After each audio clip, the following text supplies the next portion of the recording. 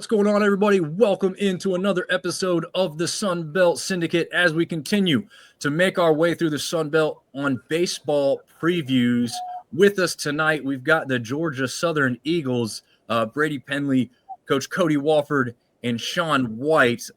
Coach, you said you were coming from character development, so tell us a little bit about these two characters to your left and right here before we get going too far along. Yeah, both guys that have been in the program. It was a captain's meeting that we're coming from. So we have 6 seniors, and 5 of those guys are captains. 2 of these guys being part of that. But just great role models. Like I said, been in the program for 4 and 5 years and have done a phenomenal job of just passing down our message from the top, holding the standard, and pushing all the guys. Hey, Coach, I want to, and this is kind of a question for Brady and Shaun. You know, in today's transfer portal environment, you guys are kind of the anomaly of what we'd have had on. You know, you guys have been in the program, recruited, been there for a long time versus transferring in. Just individually kind of tell us what brought you to Georgia Southern. And then the second part of that question is, with the portal, how hard is it to acclimate guys and create culture very quickly? And what role does everybody play in that? I think for myself, just like out of high school, Woff didn't directly recruit me, but he was along for the process. He wasn't here my first year in the program, but he knew who I was coming in and when I was in high school. And Alan Beck was the one who kind of recruited me, and he showed a lot of interest, showing up to games, talking to me frequently, and you know, just kind of made it feel like at home. I got down here and realized it was kind of like the lifestyle that I like to live, like what I want to, you know, be around, surrounded every day. I like the culture. I like the guys. I kind of like the way we go about things. And then when it comes to the transfer portal, I mean, I was here for, you know, bulk of my career. The portal kind of opened up as my career went along. And I mean, I really felt there was no need for a change. I established what I wanted to here. I got the roles that I wanted here, the people I want, the connections and everything. And really just kind of fell in love with the town of Statesboro itself. So I didn't find myself wanting to leave ever. Yeah, kind of what Shaun said. I grew up in a small town, so I came down here when I was 14 for a baseball camp, and at first I told my family that I'm never playing there. The Nats are too bad. I can't do it, whatever. But just knowing like this town's pretty much just like my hometown, just with a big college in it, and just coming here, and it felt like home from the start. So just it's hard to leave home. And then just for like the transfer portal stuff, it's big early getting everyone together because everyone's new. You're never going to have the same amount of people or the same people on the team. There's so many new guys. So just early, just trying to force people to get out of their comfort zone and just all become one. How much do you lean on veteran guys like Brady and Shaun when you're bringing in guys in the transfer portal? Do you have them kind of hang out with some of the older established guys and get their opinion like, hey, is this guy a cultural fit for us? Yeah, I think, one, you try to recruit it, but Coach Hennon does a phenomenal job of making sure it's a big point of emphasis for our team. He knows how important it is when guys come together because inevitably you do hit tough parts in seasons, and typically the teams that make it on the other side of that are the ones that are closest together. And a huge part of making sure guys are close are guys like Shaun and Brady, the older guys that have been in the program. You hope to keep guys in it so they know what it looks like, but they can keep pushing that standard and, help the young guys go through the hard times and kind of lean on them. And like I said, they've done a phenomenal job at that. And I think, it's huge for us. One question that I've been getting to, and it's kind of been a lot of fun, so I'm going to throw it out a little earlier than I have been the past couple episodes, but you guys are literally around the corner from throwing out that first pitch now. I got to know the walk-up songs for Brady and Shaun here. What are we coming out to this year, fellas? So I'm keeping this. I added one this year, but I'm keeping the same one. It's "I Got It" by Gorilla Zoe, and then I added a second one this year. It's "Do the John Wall" by Troop 41. Okay, I like it. Yeah, I'm going with "Welcome to the Jungle." So nice. Yeah, nice, Coach. Obviously, you don't get a walkout song, but if you could choose one right now, what would you be going with? Man, I don't know. When I played, I had "Living It Up" by Ja Rule. Okay. I don't know what I would go with right now, though. We got some guys that got some solid ones. I'd probably stay away from rap, though. I think I would go probably more country or something that gets the crowd going. Nice. You got any jokesters on the team that are going to come out to something kind of wonky and have everybody laughing? To be honest, I haven't looked at their walk-ups a ton. They played for the first time, at least that I could think of, this past weekend, but I didn't really hone in on them that hard. These guys would know better than me, though. I don't think we have any crazy ones. Okay. So Nice. we've kind of asked every team this, and y'all can all answer this individually. At the end of the season, when it's all said and done, what do y'all want the identity of this team to be? Like, what do you want to be known for every time you take the field? I know that one thing that we've always tried and prided ourselves on is we want to be the team that nobody wants to play. I mean, you got to play a full 9 innings, so you got to beat us, the entirety of the game. You can't just come out there and, expect us to give up. So at the end of the year, I want everyone to look back and be like, man, regardless if we, win or lose, succeed, fail, get to the levels that we want to reach, we just want to be known as a team that those guys never quit and they're going to give you everything we had each game. Yeah. Go ahead, Brady. It's kind of what Shaun said, just refusing to lose. I mean, the aspect of, everyone wants to win, but really just kind of just not wanting to lose. Just doing whatever it takes to not lose the game.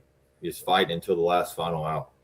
Right. I think that's kind of some of the aura that Georgia Southern was kind of built on, the blue-collar mindset, the greediness. So being relentless and being a team that nobody really wants to play is kind of what we try to focus on. Yeah. You guys aren't far removed. What was it? Is it 2 years ago?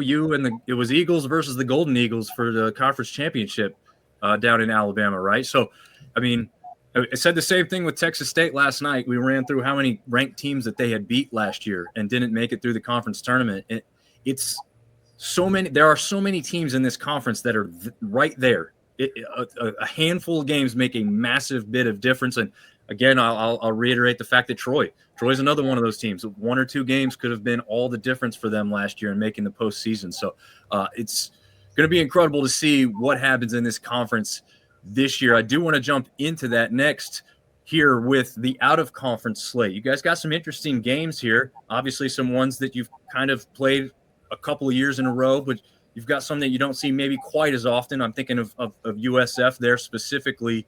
Shaun, let's start with you. Which one's kind of standing out, whether it be, someone else on the team or you're just looking forward to going on the road and playing one of these teams?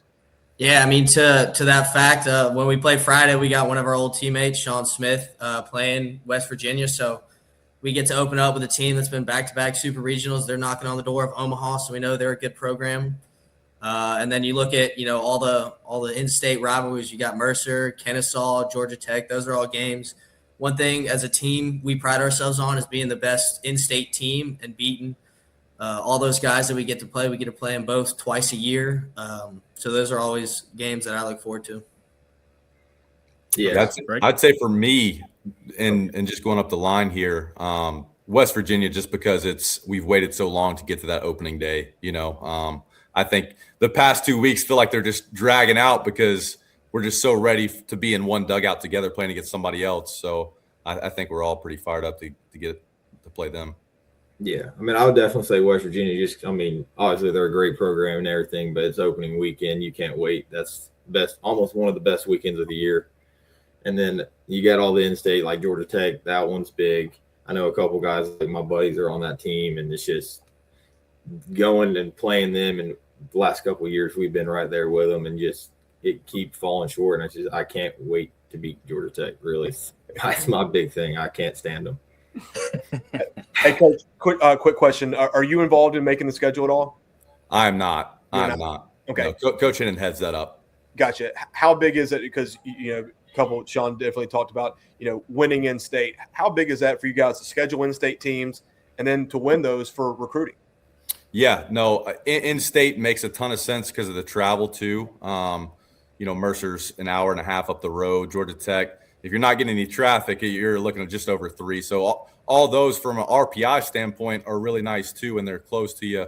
And then, recruiting, I mean, we can get kids to all those games. We're on a lot of the times the same guys, so being able to beat those teams too is nice. But yeah, I think there's just a little more blood in those just because you see them more often, and I think there's some pride into winning your state too. So yeah. Now, Brady, did I read that you have a brother that goes to Clemson? He's graduated there now, but yes, he did go to Clemson. Yes. Gotcha. So, any smack talk between you and him with Clemson on the schedule?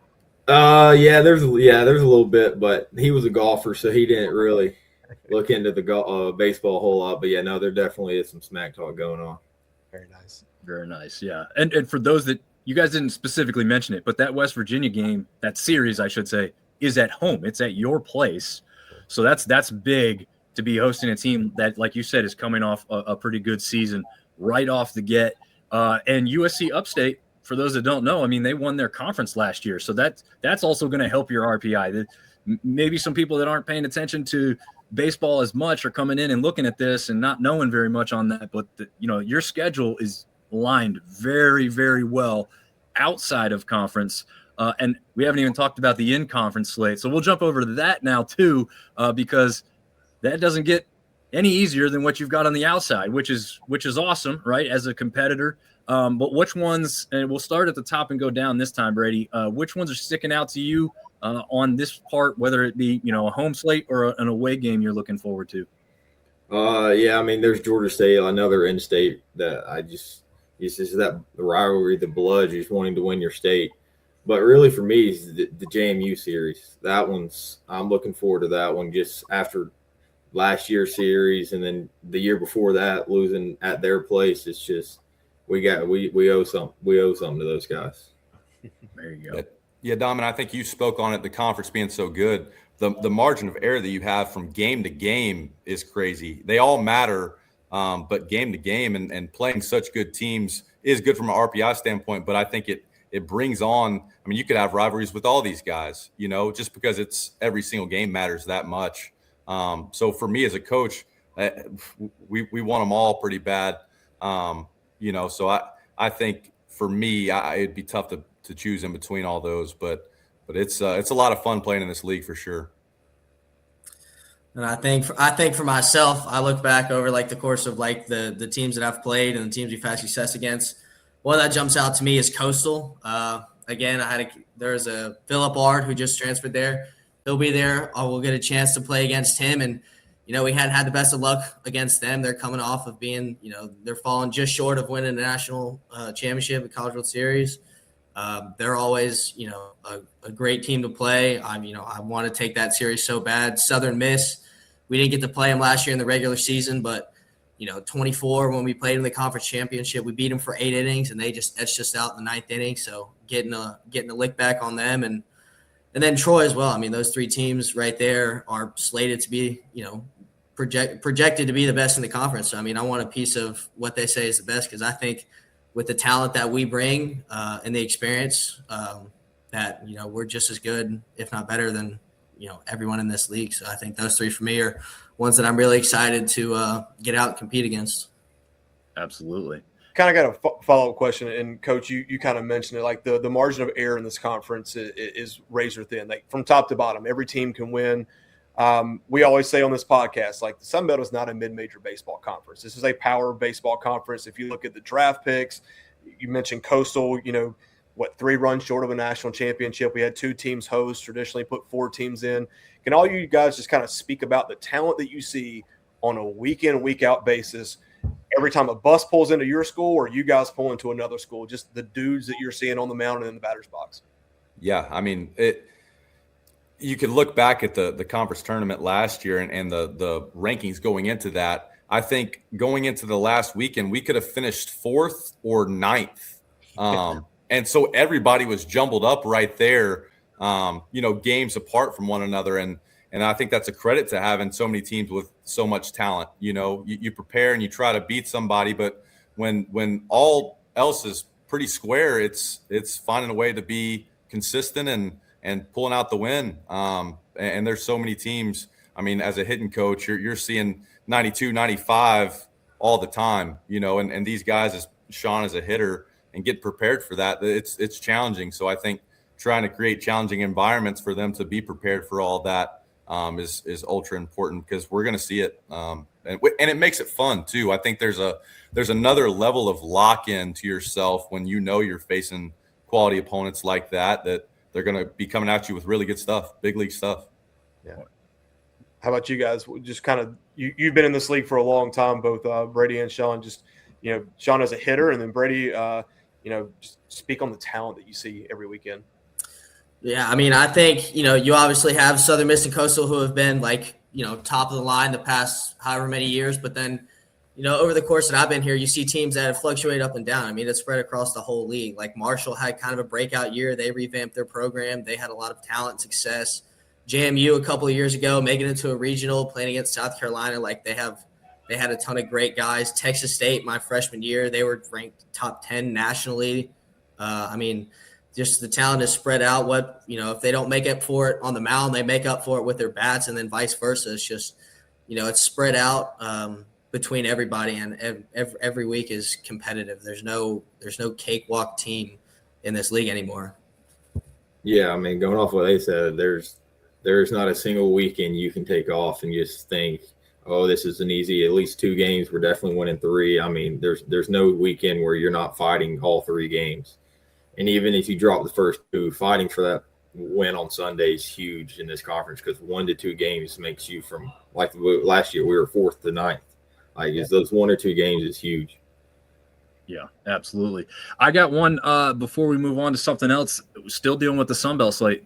The Bobcats are leaving, right? We know that next year they'll be in whatever the pack is going to name themselves, because they're not going to have 12 teams to start with.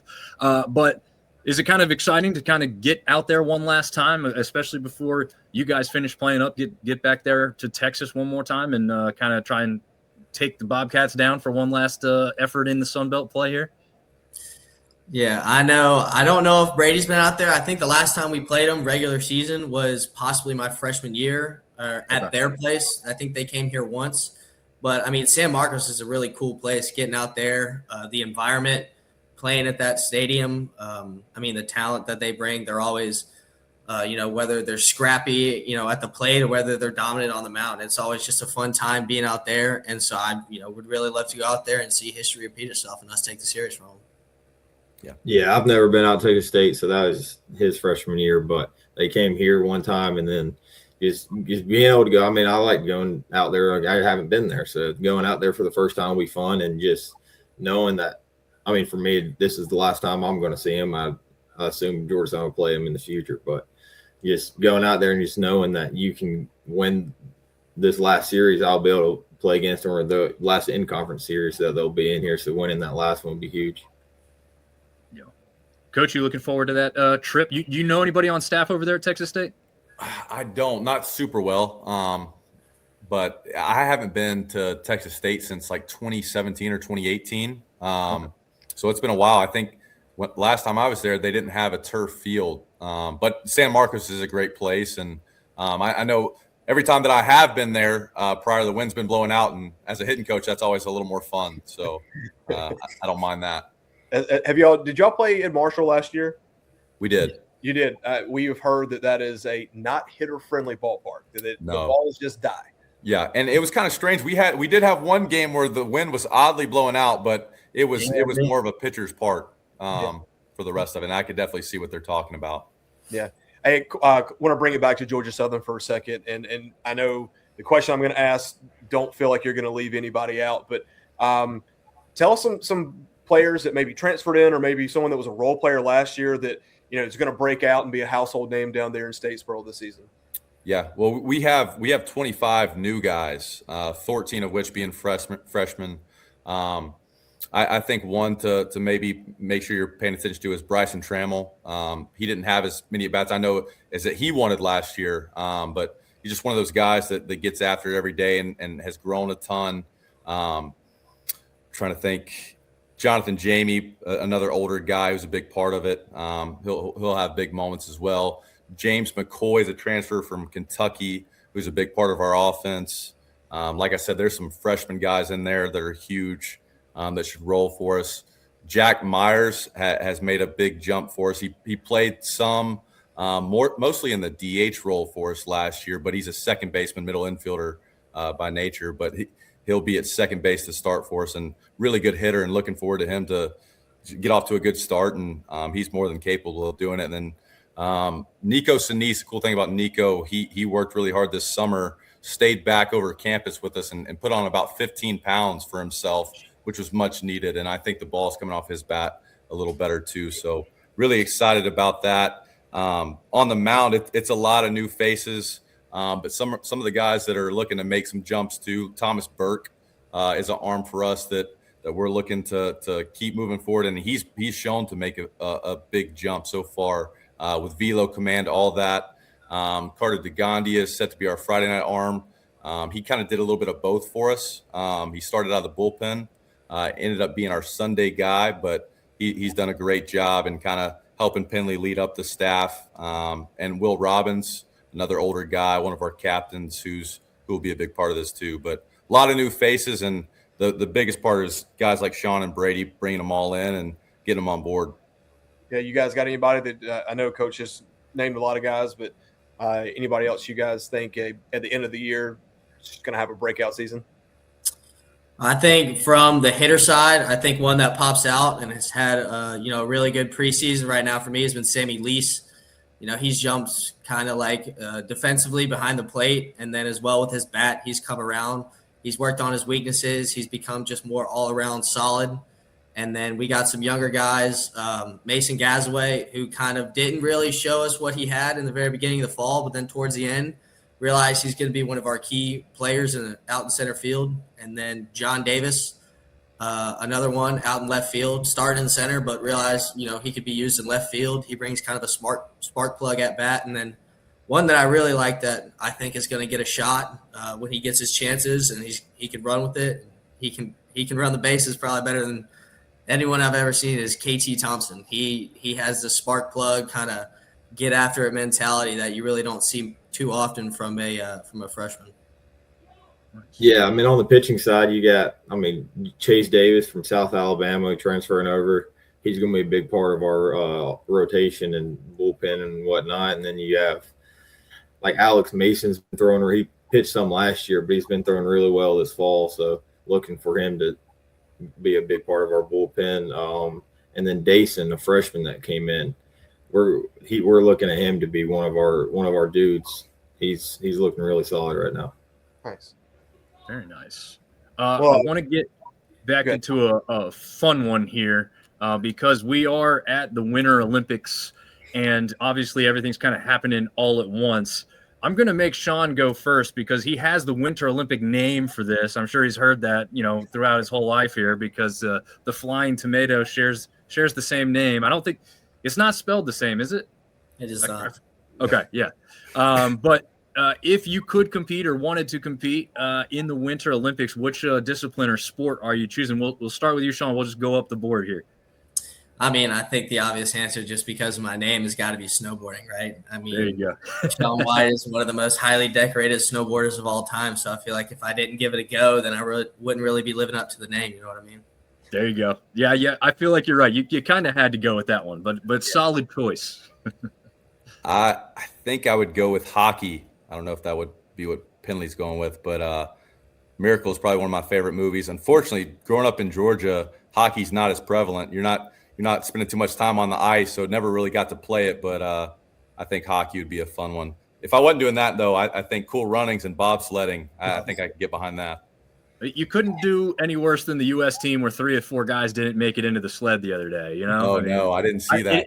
It is harder than it looks. Okay, I'm not making fun of them, but you don't see that often Right. where the one guy goes down on the 4-man sled because the other 3 missed it. So hopefully the U.S. can improve upon that. But good choice, Coach. I like the hockey choice. Brady, what are you going with here? If I had to go pick off of what I'd be probably better at, I would say snowboarding, just because I grew up wakeboarding. Okay. But if I wanted to go off what I would enjoy the most, it'd probably be hockey. Nice. I think they need to add a rule in baseball where you can just have one-on-one fight and then it be over and call it a day. That is one of the best things about hockey is you get in a fight, you get a 5-minute timeout, and everything's fine. Yeah, absolutely. Back at it. Yeah. So guys, I'm going to ask one final question. I ask it to everybody, and I want the players first, and then Coach you. I mentioned earlier, I run a travel ball program. A lot of my kids listen to these podcasts.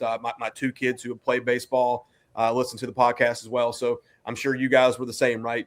10, 11, 12 years old in the backyard, doing home run derby, game 7 of the World Series. Every kid who plays ball wants to be a Division I baseball player, get a shot to get drafted and a shot to make it to the show. So if you could talk to the 10 to 12-year-old version of yourself to kind of get to where you guys are, what's the best piece of advice that you'd give to a kid?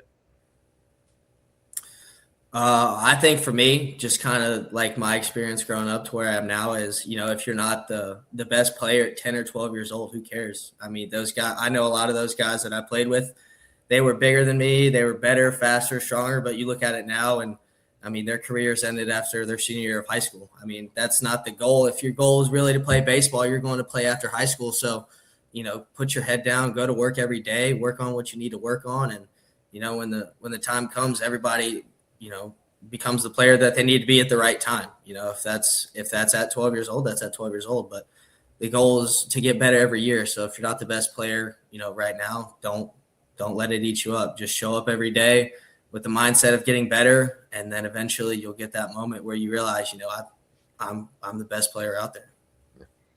Yeah, I mean, I think I just have to say failure is a good thing, and just don't quit. Just keep going. No matter what happens, just keep pushing through it, and you'll make it out the other side. Yeah, I think one of the biggest things is just keep falling in love with practice, loving to compete, and listening to your coaches. Trying to soak everything in and compete at the highest level. And then, like Shaun said, as you get older, the rest takes care of itself. But if I can just focus on learning and getting better on that in that day and in that moment, and stacking them. Just trying to keep moving up the ladder. Next thing you know, you'll look and you'll be there. But you can't jump steps, and you got to take it one day at a time and focus on that day and fall in love with competing and practice. Nice. Awesome. I love it. All very useful. And again, as I said last night to one of the other teams, like that's stuff that you can use across any discipline, right? Like the sport is almost irrelevant. The part that we're taking to heart is what's being said and how you're treating, how you're going about it. The last thing we'll end with, the very last thing, tell people where they can follow you guys. There's going to be people wanting to follow the journey even farther. And Coach, obviously, there might be some kids who say, I like that guy. He's got the weight room in the background. I'm ready to go to work for him. So we'll go across from Brady to Shaun on the socials, whether you want to give out 1 or 2 or 3, whatever it is. Man, I just give out my Instagram. It's actually, I need to check real quick. I just pulled mine up, so I can go ahead and tell you my Instagram. Yeah, you go ahead and go. If anyone's curious, it's Shaun SEAN_W_5. Okay. Nice. Yeah, mine's Brady _Pendley, all lowercase. Nice. Yeah, for me, a lot of it, like just seeing stuff is on Twitter, and I think mine's Cody Wofford 13. But anything Georgia Southern baseball, tagging me, any of that good stuff helps me see it. So definitely don't mind it. Absolutely. Coach, I want to ask one last question. A lot of coaches have made some funny jokes because obviously you got players reaching out to you on Twitter all the time, trying to get recruited. Every coach has said they feel like they need to give a clinic and like an email or a direct message that kids send to coaches because apparently some of the stuff that they send is, I think one coach said a kid had his T-ball bio in there. Best piece of advice to a kid that wants to reach out to someone like you to get recruited, to send in an email or a DM to get your attention. Yeah, I think the biggest thing, a lot of it is word of mouth, especially if you haven't seen that person. So just like any other job, that reference list and finding a way to have a connection, maybe there's a chance there's not. In that case, I would say video. But a lot of times it's people you trust anyways, travel ball coaches, all these people that have, talking on the road and recruiting, just making sure you find that dot and just try to connect it. Well, guys, this has been phenomenal stuff. Thank you for being one of the few that's done this 2 years in a row. We do really appreciate it. Like I said, I came repping tonight. I got the GS polo on for you. And best of luck. Seriously, as Friday is now ever so close, and you guys actually get to do the thing that you've been practicing for a long time here now. So good luck, and thanks a lot for joining us tonight. Yeah, appreciate Thank you guys. Thank you.